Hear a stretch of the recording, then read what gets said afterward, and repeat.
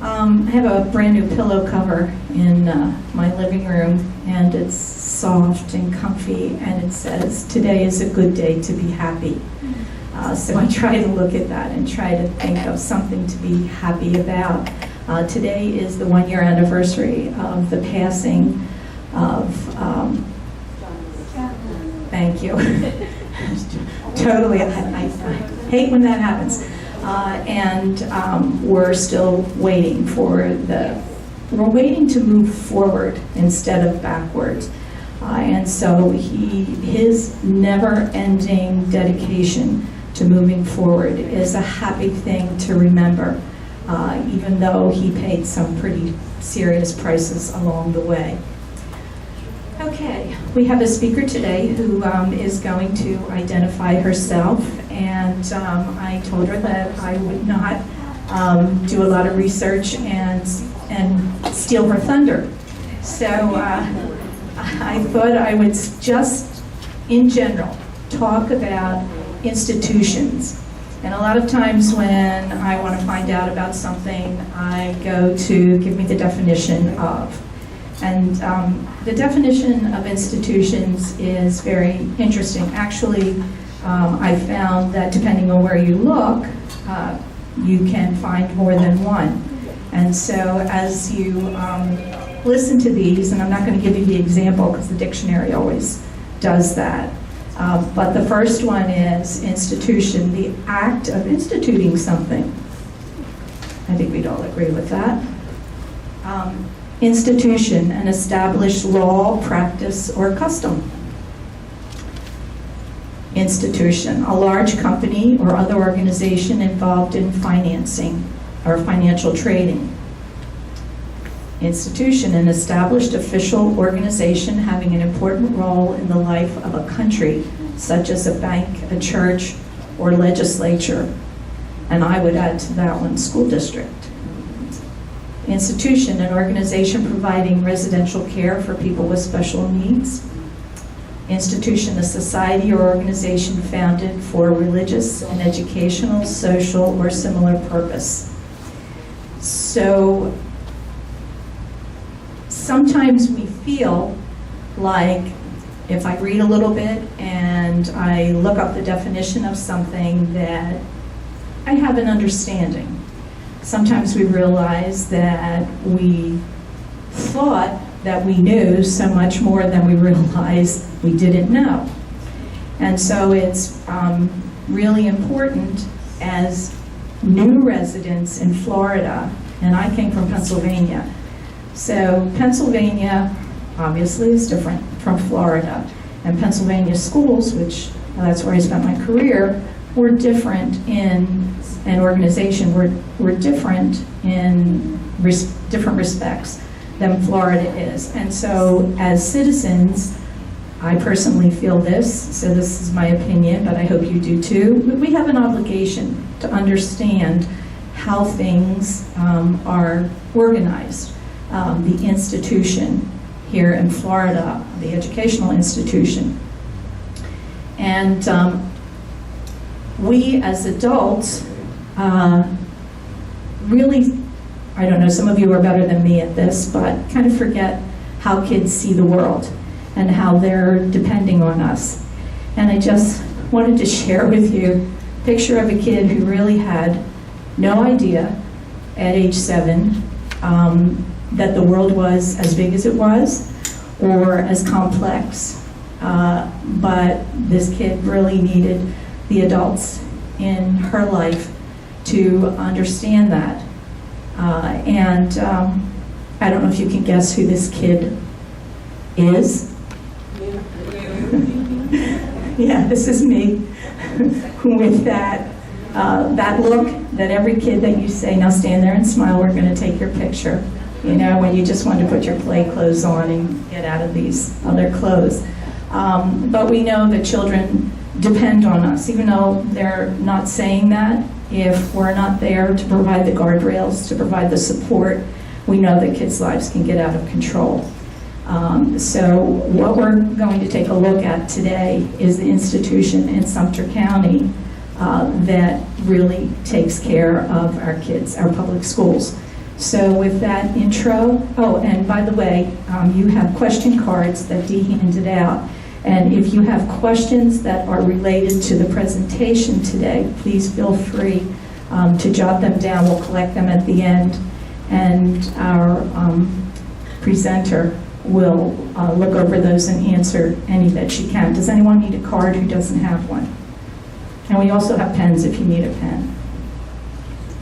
So without further ado, this morning I give you Miss Sally Moss. And I will tell you that she is a member of the school board, but you probably all read that in the blurbs that advertised her being here today. And I won't tell you anything else because she will. So Sally, welcome. Oh, and Sally is a villager, in case anyone didn't know. I will tell you that.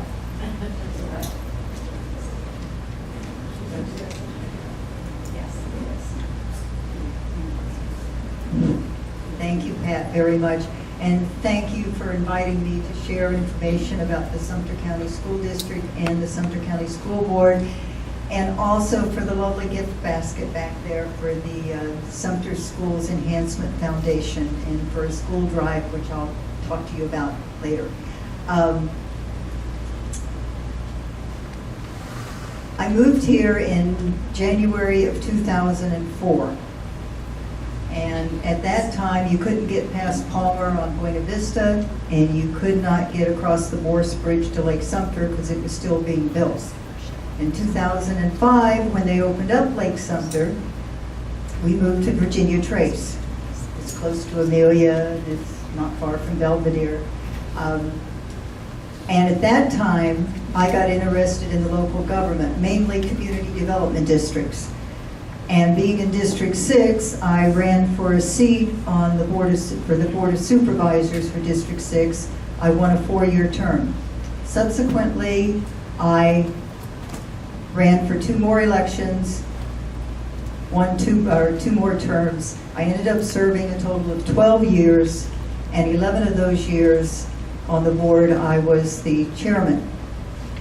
Fast forward to 2018, I got a call saying, would you be interested in filling a vacant seat on the Sumter County School Board? And I said, yes. And on April the 13th, which happened to be Friday the 13th, I had a one-on-one interview with Governor Rick Scott, because the governor is the one that does all of the appointments. And on Monday, the 16th, I got a call about 5 o'clock that afternoon saying, you have been appointed to the Sumter County School Board. That next morning, Tuesday morning, I was talking to the superintendent, Mr. Rick Shirley, and I said, hi, I'm Sally Moss, your new school board member. And he said, can you be here at 2 o'clock today? And I said, yes. So at 2 o'clock, I was down in the district office in Bushnell. I had a meet and greet with the superintendent and the district staff. At 4 o'clock, there was a workshop. At 5 o'clock, there was an expulsion hearing. And at 5:30, the board meeting started. And it got adjourned. It was adjourned around 7:15 that evening. I got home about 8 o'clock. And I said to my husband, what have I gotten myself into? The following Monday, they have orientation for new school board members for the district. And I was down in Bushnell from about 8 in the morning till about 5:30 that afternoon. I came home with about 12 to 14 4-inch 3-ring binders, one from every department in the district, telling me what they did, how they did it, who did it, everything that you need to know. That's when my education began for being a school board member. And it has continued since then, thanks to the Florida School Board Association, who has seminars, forums, and conferences, mainly on the 3 major topics that a school board is responsible for. That's governing, finance, and advocacy. And this past December 2020, I was awarded the designation of a certified board member because I had completed 96 hours of continuing education. And what makes that even more special is when I found out that there is only about 27% of the school board members in the state of Florida that have that designation. And in order to keep it, I have to continue at least 15 hours of continuing education every year, which I plan on doing so because it benefits the district, it benefits the board, it benefits me. But I know you didn't come here to hear just about me. There's more I could go on and talk about, but you came here to hear about the school district and the school board. So, how many of you know how many counties there are in the state of Florida? No, well, that doesn't count. Anybody else? 64? 67, that's right. 67 counties in the state. Let's hope this works here. Each county is a school district. Each school district has a school board. The school board members can vary from 5 to 7 to 9, depending on how big the district is, how many schools, how many students they have. For example, Miami-Dade, they have 9 people on their school board. We happen to have 5. And every school district has a superintendent. Some of the superintendents are elected, some of the superintendents are hired or under contract. It all depends, the school board decides how that's going to be. This is Sumter County. We're divided into 5 districts for the school board. Now these lines are drawn from the census data, and this happens to be the current one, which is 2010. The 2020 census data is supposed to be out mid-August this year. They're delayed because of the COVID situation. So when we get the new census data, these lines will be redrawn. Every district has to have within 10% population of one another. And we try to have one school in each district. So if you look up to this little tiny spot right up there in the corner, that little blue spot right there, that's my district. That's District 1. It's the smallest district land-wise, but my population is as much as, or within 10% of all of the other districts there. So it'll be real interesting to see how the new lines are drawn, because we all know that the villages has grown a little bit in the past 10 years. So it'll be interesting to see how it goes with with those. The 5 school board members, myself, elected in 2018 for my first term. Brett Sherman, who was just elected this past November. He lives in Lake Panasoffkee, and he graduated South Sumter High School. And as a matter of fact, the football stadium at South Sumter High School, which is in Bushnell, in case you didn't know, was named after his dad. So there's been a long line of educators in his family. Mr. Dave Williams, District 3, he lives in Oxford, and he was elected for his second term in 2018. Mr. Russell Hogan, he was just appointed this past December by Governor DeSantis because we had a vacancy on the school board from the death of one of our members last year. And an appointment cannot last longer than 2 years. So since it really was a 4-year term, but he could only be appointed for 2 years, he is also going to have to run again November of 2022. Kathy Joyner, District 5, she lives down in the Bevel's Corner area, and she happens to be a kindergarten teacher at Fruitland Park Elementary School. Our superintendent, Mr. Rick Shirley, he just won his 6th term as superintendent. He is the longest seated superintendent in the state of Florida. He has mentored many superintendents throughout the state. highly respected for his knowledge and education. And in 2013, he was named Superintendent of the Year. The election process, we're all elected in the general election, which is held in November. We have staggered terms. This 2022, there's 3 board members up for their regular re-election. As I mentioned, Mr. Hogan, he's going to also be on the ballot because he has to run for the last 2 years.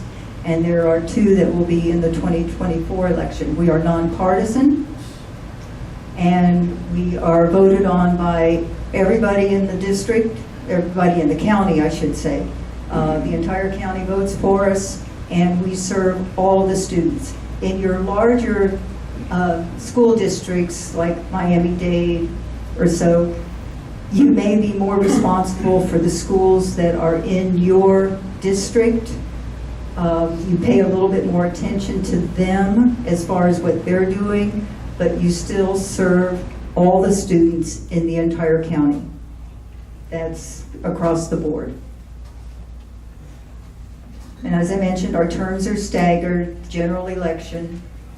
We are considered constitutional officers. We are held to the highest standards of ethical conduct, and we live under the Florida Sunshine Law. And every year we have to take an ethic course, and then we have to certify that we took it, and it is certified on our financial disclosure statements.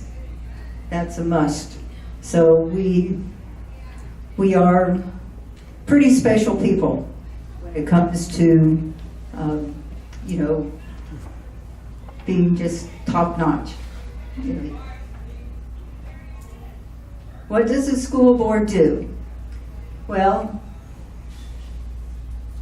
as I mentioned, the 3 major areas of the school district that we're really directly responsible for is governing, finance, and advocacy. And the decisions that we make, it's the superintendent's responsibility to implement those decisions. Now this is a list of our major responsibilities. You can read them: setting policy, procedures, control, contracts, grants, safety, security, budget, etc., etc. And there are many, as you can see. The last one, discipline, only the school board can expel a student. That probably has to be the most uncomfortable board meeting to be at when you have an expulsion hearing. When you have a student that's sitting in front of you that has done something that warrants that kind of, if you want to say, punishment, it's just heart-wrenching. I mean, it really pulls at your heartstrings.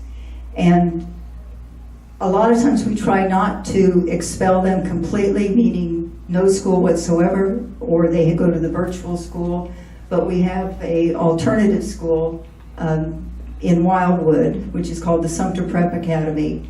And a lot of times they'll be directed to go to the Prep Academy and finish out their year or however long it might be for whatever wrong that they did. Because the Prep Academy is for students that are having difficulties in their zone schools. Additional responsibilities, we have 2 board meetings most every month, with the exception of maybe like June, July, we'll only have 1 board meeting. And we meet down in Bushnell at the district office. We have workshops throughout the year. As a matter of fact, this Tuesday we have a workshop starting at 4 o'clock. The board meeting starts at 5:30. And we also we have annual appointments to the county boards that we are either a member or an alternate member of. I happen to sit on 3 county boards. One is the Value Adjustment Board. The other 2 is the Lake Sumter Transportation MPO Governing Board and the Lake Sumter Disadvantaged Transportation MPO, which is Metropolitan Planning Organization. And attending the events at the school throughout the year. It's not mandatory, but the students love it when they see you there.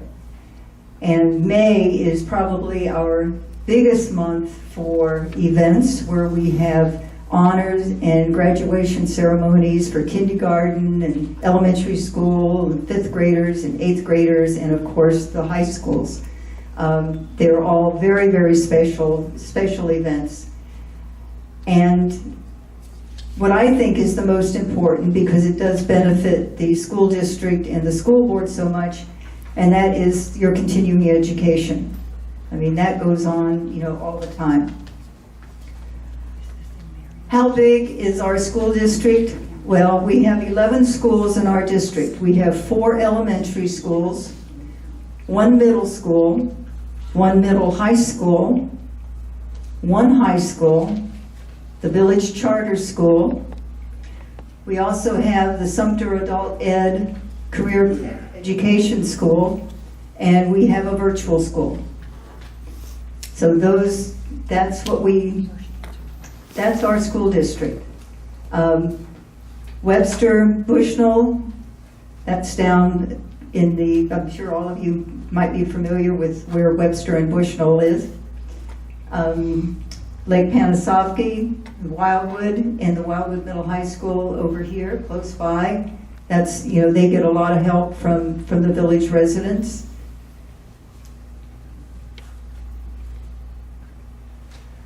The school enrollment, now this is as of February 12th, 2021. We won't know, we should be we're hoping 100% back into the schoolroom come this new school year. But we did really good even through the COVID pandemic, when schools reopened, with the percentage of students that we had in schools. But our total student count is 8,230. In our public schools, even though the charter school is considered a public school, we still specify it as the charter school. The public schools had 4,964, and the charter school had 3,266. And that's roughly about 38% of the student count is going to the charter school. And talking about the charter school, the village charter school is known as a work-in-place charter school, meaning that the children of the parents have to work in some capacity pertaining to the villages. And it's the only work-in-place charter school in the state right now. There used to be one other one down south, but this is the only work-in-place charter school. The majority of the students come from the 7 surrounding counties. There is a portion that come from Sumter, but the majority of them do come from the 7 surrounding counties. They receive their state funding through the Sumter County School District. That's their state funding. And it's based on the number of students that they have. And that's why I mentioned that 38%. They get 37.5% of the total funding from the state that the school district gets. And we pay that twice a month. It used to be that we had another agreement with them where we paid them when we got most of our funds from the ad valorem taxes. There were some issues, what I've heard, some issues with other counties, that they were not paying their charter schools when they should be, so the legislature came up with a law saying that all charter schools have to be paid twice a month. So every 2 weeks, they get a check from us. And yes, the village charter school is subsidized by the holding company of the villages to us, the developer. He supplements the funds as they need them or as he sees fit. Funding, we have three sources of funding for our schools. We have the federal support, state support, and local support. The federal support, all of our schools, all of our public schools are Title I schools. And the Title I funds, they're supplemental funds from the government with large concentrations of low-income students to help meet their education needs. And I'd say over 70% of our students are considered economically disadvantaged or from low-income families. The state support is the state sales tax and the gasoline tax, and our local support is mostly the property tax that we pay. Now, being Title I, all of our schools do receive, all of our public schools, our students receive free breakfast and lunch, which I'll talk about a little bit later here. With regards to the taxes, because that's where the money comes from, the Florida legislature sets our millage rate that we can levy on your property tax bill.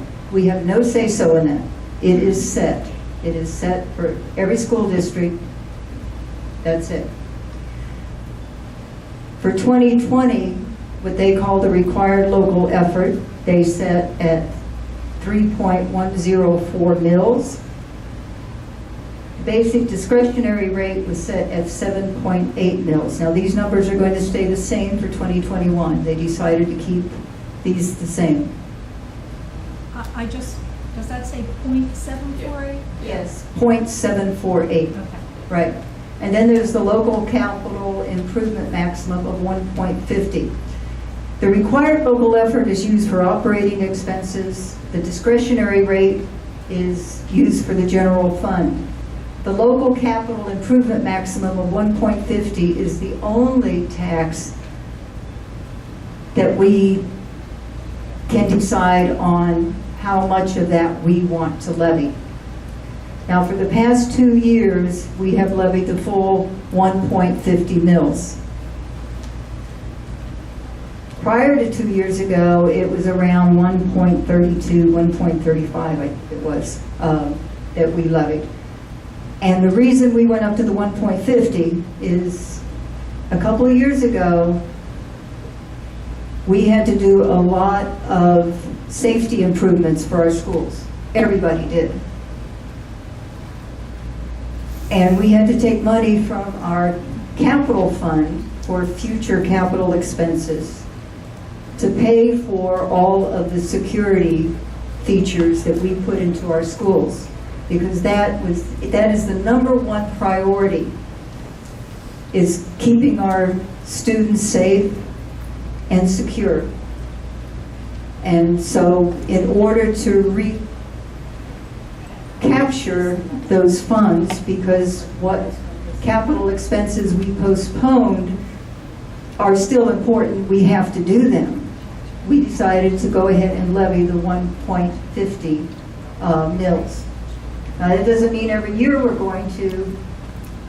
We start our budget talks this coming week, but that's the reason we have gone up to the 1.50.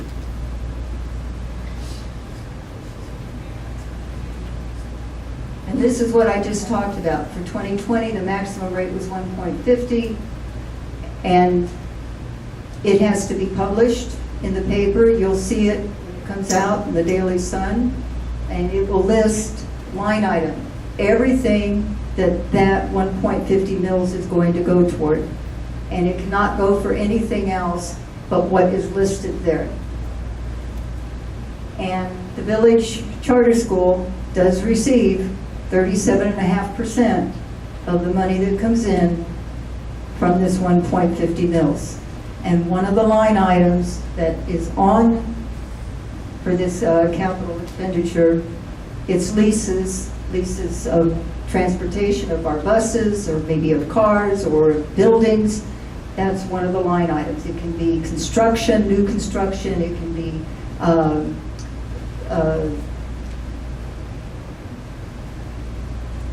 I just lost my, no, it's just, not just new construction, but, you know,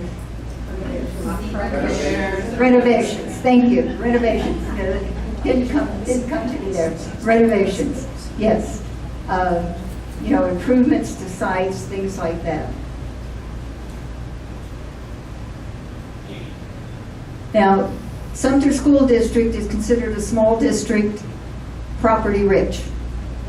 What that means is that we get 90% of our funding from property taxes and 10% from the state.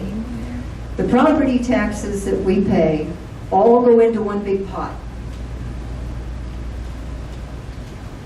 And then it's divided up between all the districts depending on what their funding ratio is.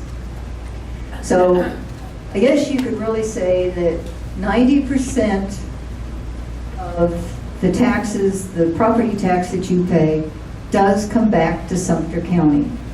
Only 10% comes from the state. The opposite, sort of opposite of that, is if you take Citrus County, that is right next to us, they're also considered a small district, but they're considered property poor. So they get 55% funding from the state and 45% from their property tax. Now the millage rate is adjusted. That's how they come up with the, you know, for us, there are only six districts in the state that get 90% from property tax. 6 counties. We happen to be one of those 6. But the millage rates are adjusted because the required local effort may not exceed 90% of the district's total entitlement from the state. So they have a formula. That's how they come up with the 90% funding from property tax. And as a side note, the students that go to the village charter school that live in the 7 surrounding counties, their counties do not contribute any of their property tax to Sumter, to the school district. Now, we have been trying every year when the legislature starts meeting to get that changed somehow. But we are the only district that is like this in the state of Florida. So things aren't normally done for just, quote, one person. So that's where we are with that. But we do try, you know, we have tried. We've talked to, you know, our representatives, and we have not been successful, but we will keep trying.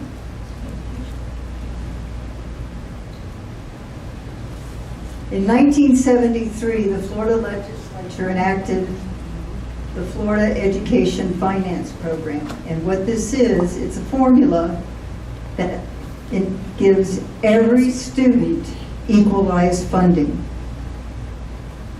And it has the FEFP, the formula, has been looked at in other states as a surefire way to make sure that your students get equalized funding, which means that one's not getting more than the other across the board, whether it's a charter school, whether it's a private school, whether it's a public school.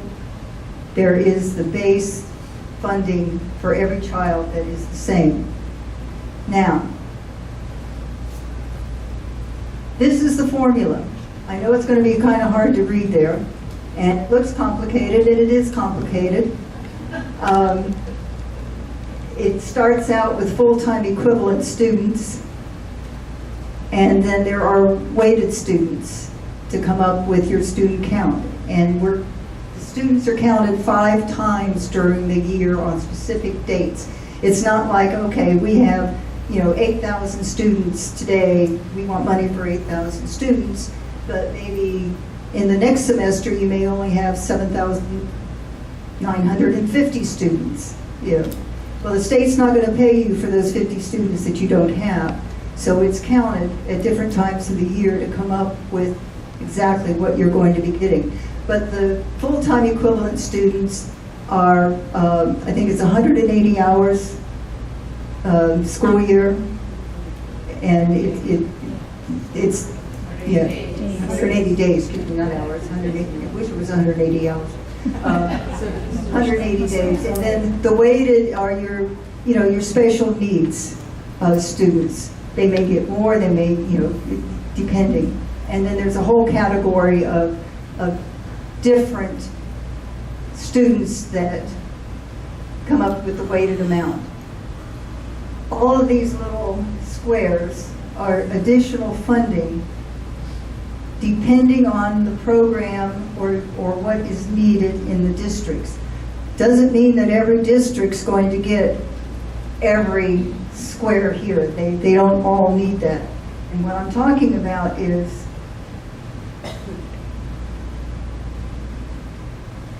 I'll just go to this one so you can see. Sumter County's fundings, you'll notice that some of these little squares have zeros.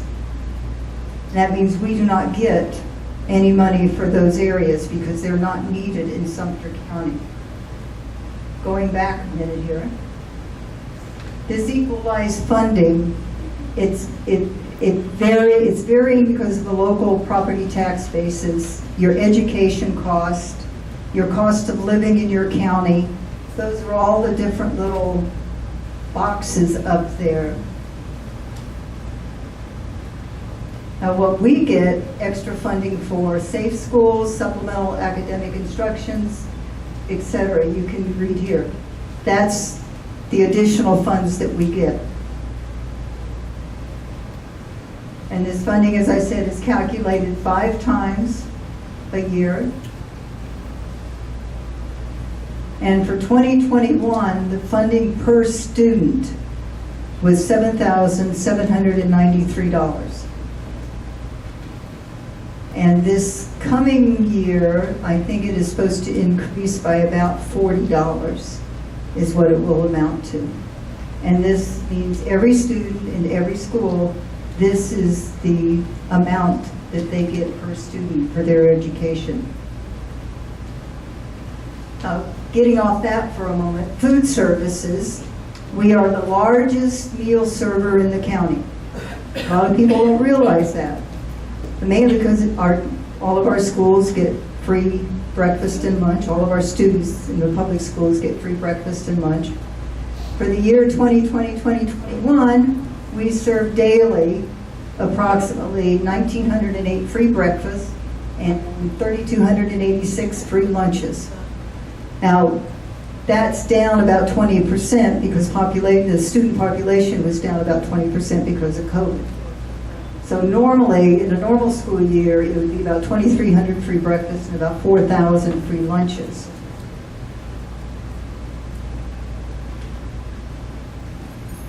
This summer, and we still do it during the summer, and last year when we had the shutdown, we still furnished breakfast and lunch for our students. And we had some schools that we did not have it at every school, but what we did is that we used our buses to transport to the rural areas where the students could pick up their breakfast and their lunch. And we also used those buses as Wi-Fi hotspots because a lot of the areas, the rural areas, they do not have good internet service. So it was twofold for giving them their free lunch and then for their schoolwork, they had the hotspot so they could download whatever they needed because all of our students from K through 12 have their furnished, laptop. And this summer, we're doing the same thing. You distribute it at special times, specific schools, bus stop locations, and that'll run Monday through Thursday. Thursday, they'll be getting 2 breakfasts and 2 lunches, which will take them for Thursday and Friday. Now with riding the school bus, all students living over 2 miles are eligible to be transferred or transported to school. And our school buses traveled total daily, 6,501 miles. We do 2 trips in the morning, 2 in the afternoon. That's why the staggered times for elementary school, high schools. We have after-school activities. We've got spatial events. But enough cannot be said about the transportation department and what they do.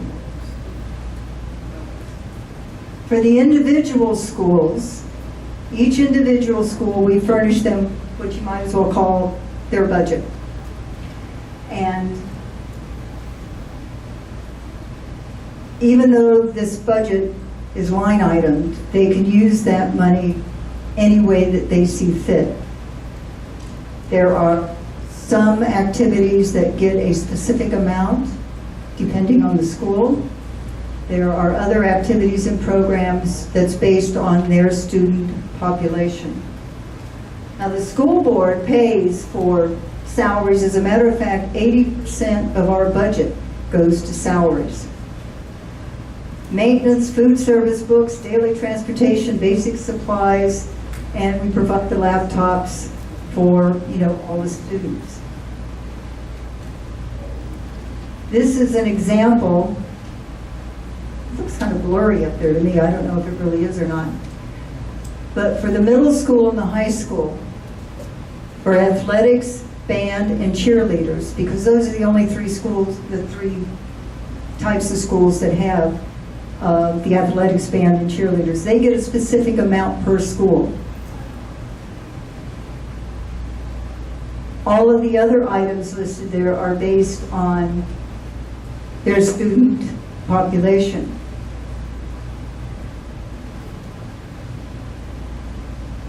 If they want to have any other programs or any other activities that are not funded through this budget, they do have to raise the money themselves. They do fundraisers. I'm sure you've seen them doing a lot, around the Wildwood area.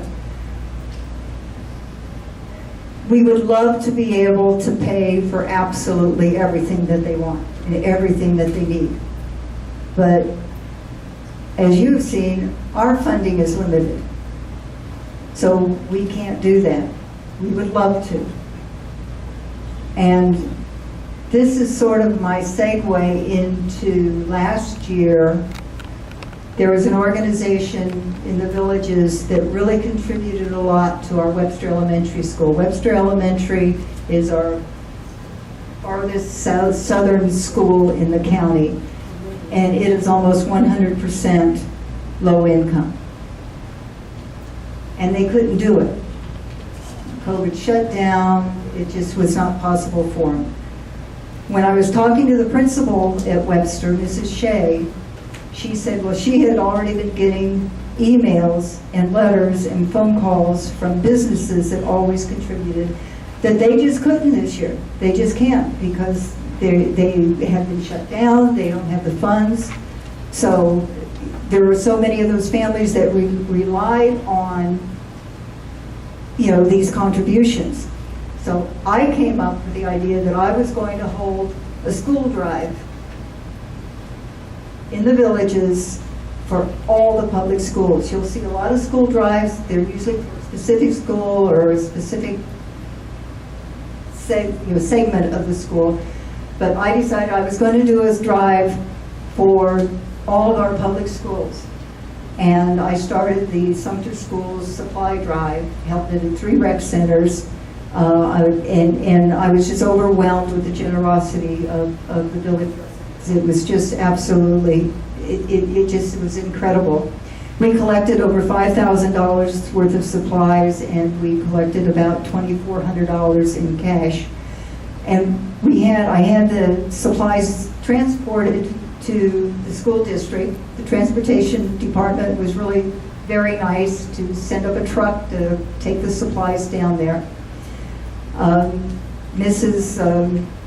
Goodson, who is the director of student services, organized the supplies, and she contacted all the schools, so the principals from all the schools came and selected the supplies that they needed.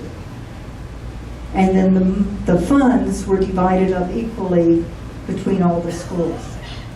And it was really special, but this is what came out of, we just don't have the funds to always give our students everything they need. So donations, contributions are very important, especially when you have 70% or more low-income families. Well, I'm doing this little school supply drive again this year because they still need these supplies. It will be in the beginning of August, first week. It happens to be also the same week that the tax-free school supply will be. But I have some flyers which I'll give out to you later. But you know, I know I was here talking about the school district and the school board, but that's a part of it too. You know. So anyway, this is it in a nutshell. If you wanted like specifics, or if you wanted to know more about any part of this, I would be more than happy to give you the name of the district staff person that you can talk to. They are extremely knowledgeable. Most everybody in the district office in Bushnell, they are either raised in Sumter or they're born and raised in Sumter. They have a history here. They've gone through different segments of education by being a teacher, administrator, or principal, and now they're the head of the department that regulates all of the departments. I mean, it is just incredible. I mean, they know what they're doing. They are called on from other districts, the same as our superintendent is. They're great. Our school board is top-notch. We're all from different backgrounds, but we work as a team, and everybody is 100% working for the students. I mean, that's our job, is working for the students. And we do that to the best that we can to give them the best education in the safest and securest locations, and we just want to make our school district the very, very best. And a couple of accolades from, you know, with the school. Our third graders, you might have read about it in the paper, but our third graders on their state reading test far higher than the state percentage. And as a matter of fact, we tied, there were 4 school districts that tied for second place for the rating of their third grade readers. And that we were one of those 4 at 68% of being proficient. The number 1 spot is St. Johns County. They always get the number 1 spot. I won't say anything more than that, but they always get the number 1 spot. But we were right up there. We have a great school district. You know, I cannot say enough about, you know, how wonderful, you know, everybody is. As far, you know, we in athletics and in academics, we really place high. From not just the Wildwood Wildcats basketball team winning, you know, Class 1A, you know, Florida State champion, the girls, the Wildwood girls track team, you know, coming in first place. We had 3 students at the South Sumter Middle School on the debate team that placed first, second, third in the Florida State impromptu speaking debate contest or so that they had. You know, it's just incredible. And I think two other really special treats for our school district is Mrs. Brittany Brown, who is a teacher at Wildwood Elementary School. was one of the 5 finalists for Teacher of the Year for the state.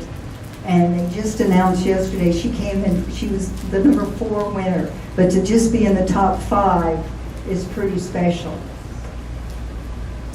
And at South Sumter High School, Julia Heiko, who just graduated this year, was just named the president of the Florida State FFA Association, Future Farmers of America. That is really, really special. So, as I said, we have great students, academically, athletically, personality. They are all different, they are all special, and we're working 100% for them. So, that's enough for me. As I said, if there's anything more you want to know, if I can't answer your questions, I'll be happy to say I don't know, and I will try to get the name or get you to the person that can answer them for you. So with that, any questions, feel free.